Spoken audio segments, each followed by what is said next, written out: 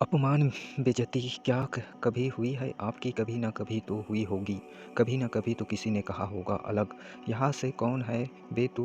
औकात क्या है तेरी? हिम्मत कैसे हुई तेरी इस तरह से बात करने की? शक्ल देखी कि न बढ़ाया यहाँ पर बोले। जब इस तरह से बेइज्जती होती है तो उस वक्त आपका रिएक्शन क्या होगा? जब भी कोई आपको आपकी याद दिलाता है उस वक्त आप कैसे रिएक्ट करते हो? अंदर ही अंदर क्या थोड़ा आते हैं गुस्सा भी आता होगा, बहुत बुरा भी लगता होगा, पर क्या होगा? मैं कहूँ कि बेइज्जती होना भी ज़रूरी है, मजाक बनना भी ज़रूरी है, क्योंकि इतिहास गवाह है कि जो जो इंसान ज़मीन सोचकर आसमान की ऊंचाइयों पर पहुंचा ना, हर किसी का कभी ना कभी तो मजाक ज़रूर बनाए, कभी ना कभी तो बेइज्जती ज़रूर हुई है और कई बार हुई है। बात है सन 1999 की, जब रतन टाटा ने अपनी पहली passenger car Tata index launch की थी और शुरुआती समय में ही यहाँ पूरी तरह से फेल हो गई थी।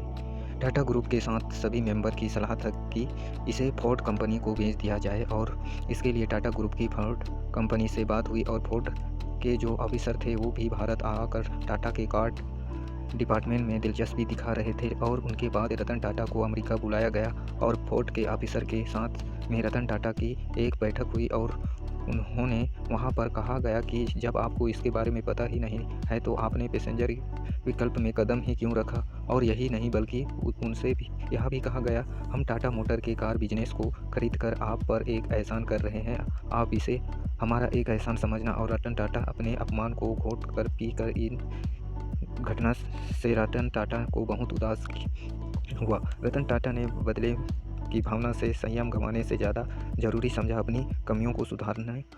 उन्होंने अपने कार से कमेंट को बेचने का विचार बदल लिया और अपना पूरा फोकस अपने कार बिजनेस में लगा दिया। और कहते हैं कि समय पहिए के समय घूमता है, और इसी तरह से समय पहिए के समान घूमता, और रतन टाटा की मेहनत ने टाटा मोटर्स को सफलता की ऊंचाई पर पहुंचा दिया। एक तरफ टाटा ग्रुप के टाटा मोटर्स कामयाब हो रही थी, तो वहीं 2008 में फोर्ड कंपनी दिवालियापन की स्थिति में आ गई थी। और ऐसे में रतन टाटा के पास एक बहुत ही अच्छा मौका था फोर्ड को नीचा दिखाने का, लेकिन उन्होंने ऐसा कुछ भी नहीं किया, बल्कि उसके विपरीत उन्होंने फोर्ड की ही मदद की। और साल 2008 में ही टाटा मोटर्स ने फोर्ड से जेवर ले बैंक $2.3 बिलियन में खरीद लिया। टाटा मोटर्स की फोर्ड के साथ यह डील उनके लिए जीवनदायिनी साबित हुई, और उस वक्त फोर्ड के जो कार चेयरमैन थे उन्होंने रतन टाटा को धन्यवाद देते हुए कहा कि अब JLR को खरीद कर हम पर एक बहुत बड़ा एहसान कर रहे हो, और यही एक महान इंसान की पहचान। अच्छा तो हर कोई बना सकता है, महान बहुत कम बन पाते हैं, और ये तो कुछ भी नहीं है। इससे भी बुरा अपमान हुआ है। डॉक्टर भी भीमराव अम्बेडकर का नीची जात के थे, तो लोग उनकी परछाई भी अपने ऊपर नहीं पड़ने देते थे। एक बार कुएं का पानी पी लिया, कुएं को टच कर लिया, छोटे बच्चों से को बहुत मारा पड़ी सिर्फ इसलिए क्योंकि उसने कुएं को छू लिया, उसका पानी पी लिया। स्कूल में क्लास उनके अंदर नहीं जाने दिया, कहा बाहर बैठकर पढ़ाई करो। कहा गया कि संस्कृत ब्रह्मांडों के लिए होती है, तुम्हारे लिए नहीं।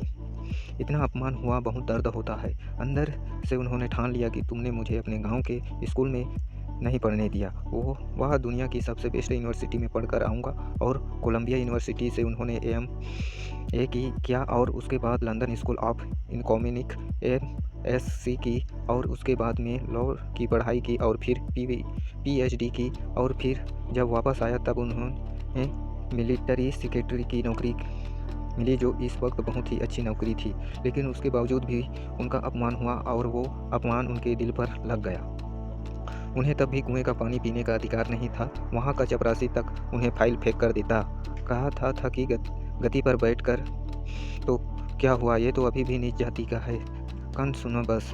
उन्होंने भी इस अपमान को भूल करके पी लिया, भारत का संविधान लिख दिया, और अपना हक पाकर रहे। और अपना हक तो पाया ही, साथ साथ निचली जाति के लोगों को भी उनका अपना हक दिया। मैंने कहा ना, अपमान, अपमान जरूरी है, बेसिक से बेसिक बेइज्जती, ही बदलाव आता है। अंग्रेजों ने एक बार गांधी जी को ट्रेन से धक्का के मार कर बाहर निकाल दिया था, बहुत बेइज्जती हुई थी। उसने कहा कि तुम काले इंडियन डिवीजन नहीं करते हमारी ट्रेन में बैठना, और उन्होंने भी ठान लिया कि तुमने मुझे ट्रेन से बाहर निकाला है, मैं तो तुम्हें अपने देश से ही बाहर निकाल दूंगा। वो एक चिंगारी इतनी बड़ी क्रांति से में बदल जाएगी किसी ने सपने में भी नहीं सोचा होगा। अमिताभ बच्चन को भी रेडियो जॉब से भारी आवाज़ और उनकी लंबी हाइट की वजह से निकाल दिया गया, और वही हाइट, ऊंचाई और उनकी वही भारी आवाज़ आज उनकी पहचान है।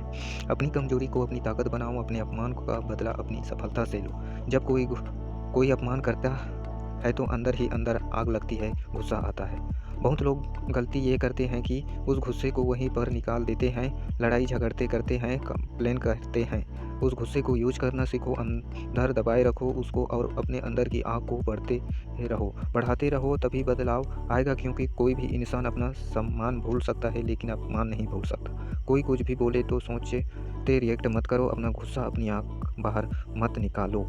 अगर वीडियो पसंद आया तो लाइक करना, सब्सक्राइब करना और बेल आइकन घंटी को क्लिक कर देना।